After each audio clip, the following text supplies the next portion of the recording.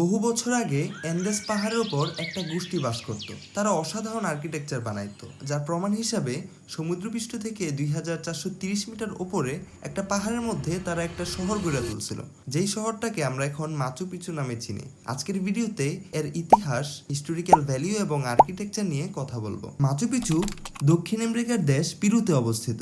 আনুমানিক 1450-এর দিকে ইনকা সাম্রাজ্য এই শহরটাকে নির্মাণ করে, যেখানে পুরাটা শহরই পাথর দিয়ে বানানো হয়েছিল। তারা কোনো গ্লু বা আঠা ব্যবহার করা ছাড়াই পাথরগুলোকে নিখুঁতভাবে একটার পর আরেকটা বসিয়ে এই স্থাপনাগুলো বানায়। পাথরগুলো পজিশন এতটাই নিখুঁত ছিল যে বড় বড় ভূমিকম্পগুলো স্থাপনাগুলোর কিছুই করতে পারে নাই। পাথরগুলার কাপাকাপি করে আবার নিজের জায়গায় বসে যেত।